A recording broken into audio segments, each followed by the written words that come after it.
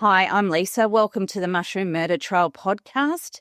From 2019 to 2020, I was in that godforsaken Facebook group with Erin Patterson. Just before we start today, please go to the link in the show notes to sign up to our email list. That way you'll always know when there's a new episode or new information. So let's start, shall we?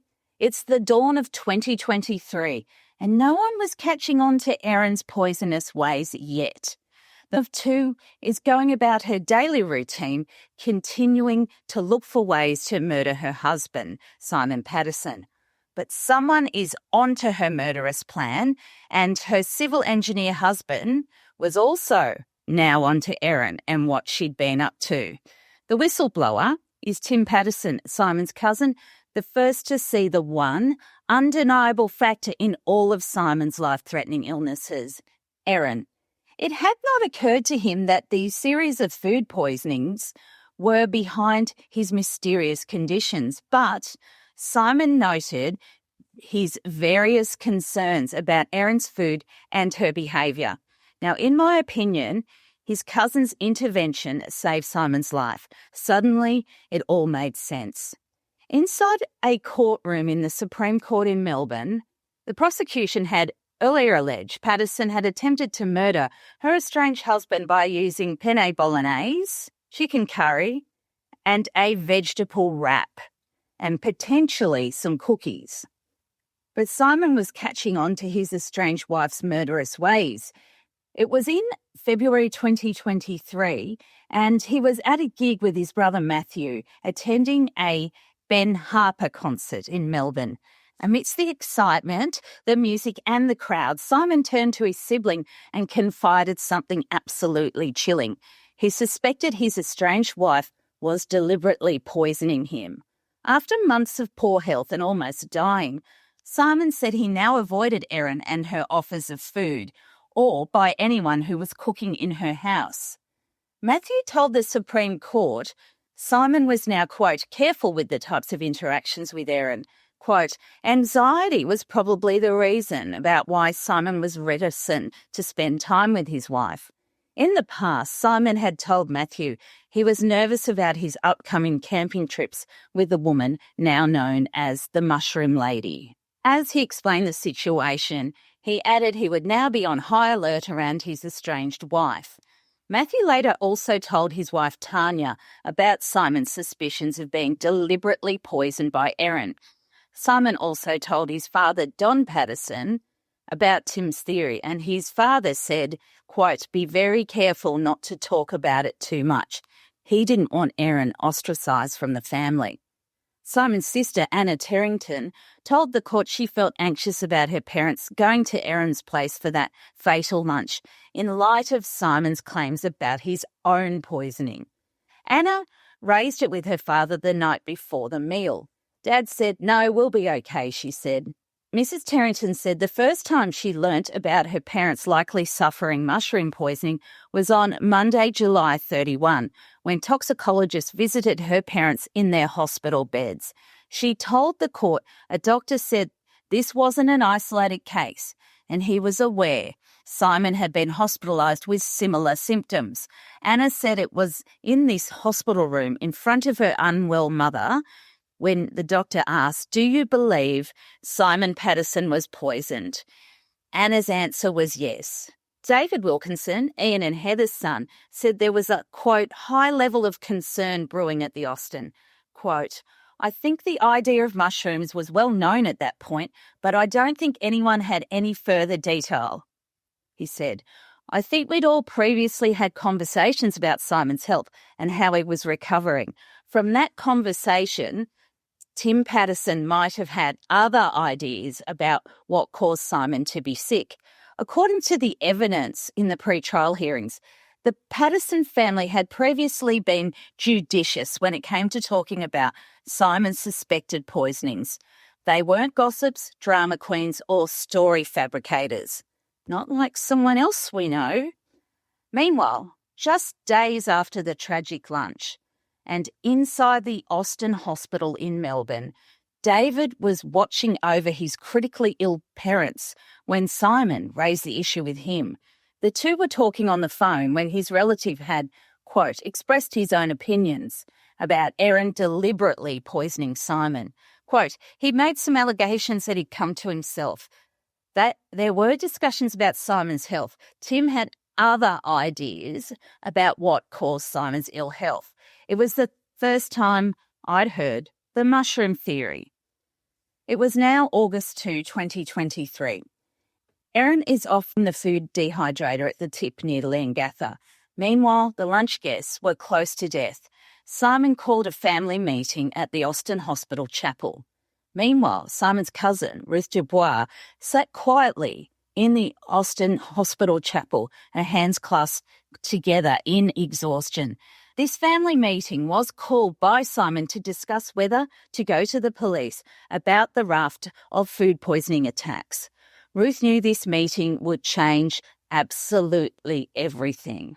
Simon wanted to tell us his own illnesses had been a deliberate act, that he'd stopped eating food Erin had prepared because he suspected she might have been messing with it, Ruth said.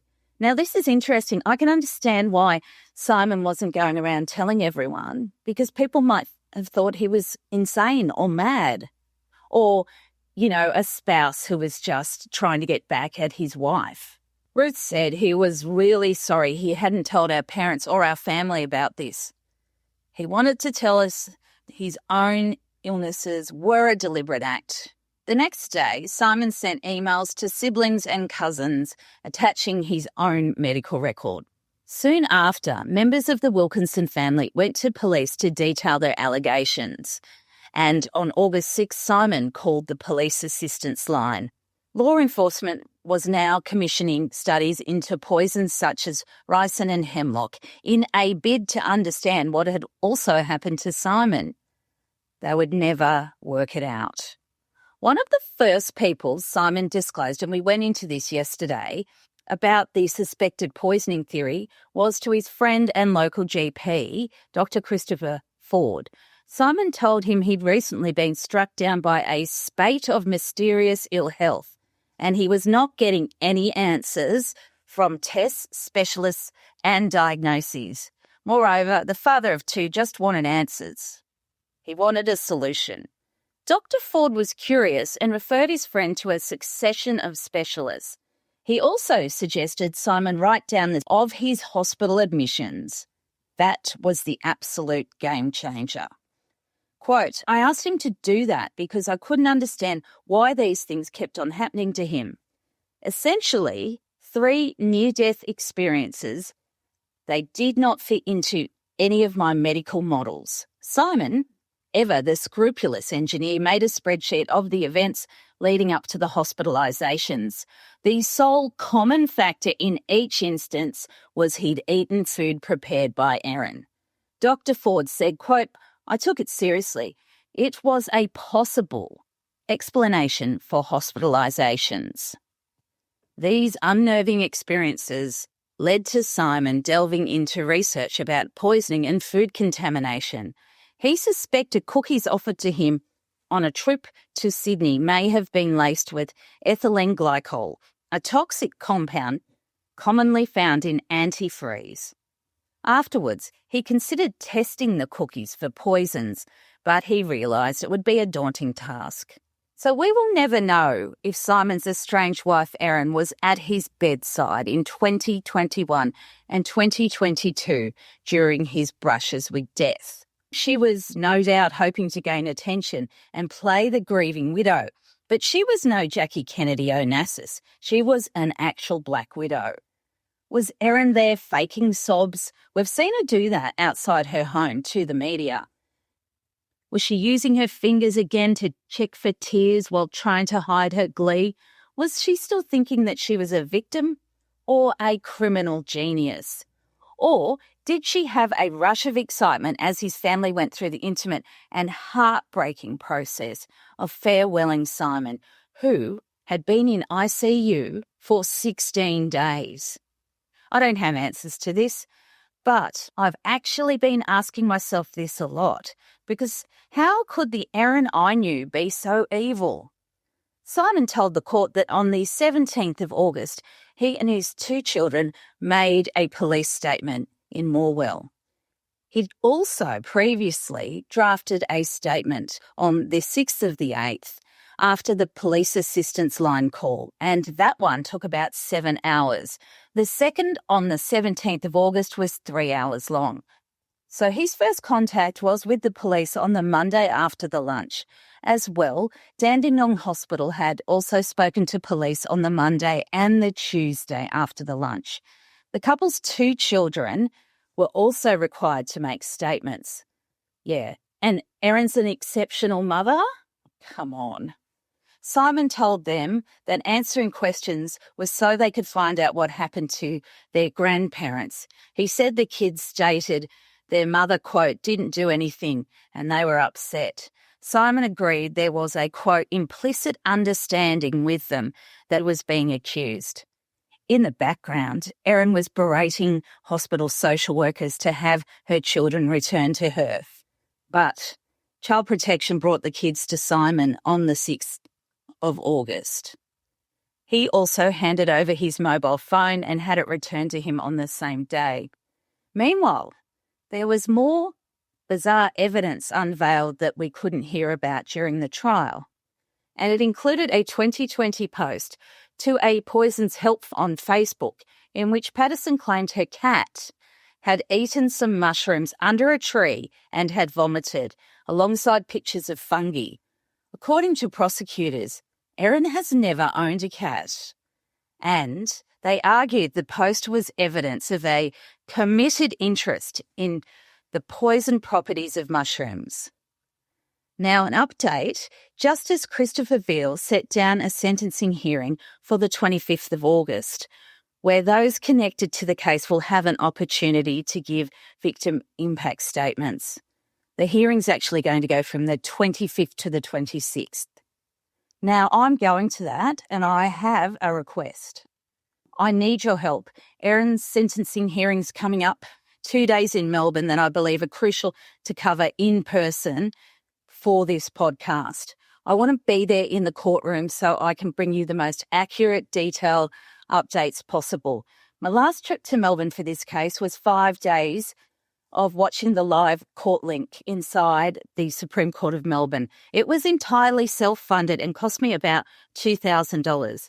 This time, airfares and a hotel close to the court will be about $700 because it's only 2 days. And staying nearby is essential for me because of a disability that causes me extreme fatigue. I simply can't manage long commutes between a hotel and the court every day. So if you're in a position to donate even a small amount, it will make a huge difference. Please only give if you comfortably can afford it. Your support in any form, financial or otherwise, means the world to me. Now, there's a link in the show notes where you can donate on Buy Me a Coffee. I feel terrible asking this, but apologies. But thank you for helping me tell this story from inside the courtroom and outside the courtroom as it happens. And make sure you sign up for that free newsletter. And also, please share this episode if you'd like to and follow it. So to catch all the latest from me, my socials are at the bottom of the show notes. And thank you so much for listening today on a Saturday where we're discussing Erin Patterson again, this time about a chapel. So I shall speak to you very soon because there's so much more. There are 2 giant zip files from the Supreme Court of Melbourne sitting there for me to read. So let's go, shall we? Thank you. Bye-bye.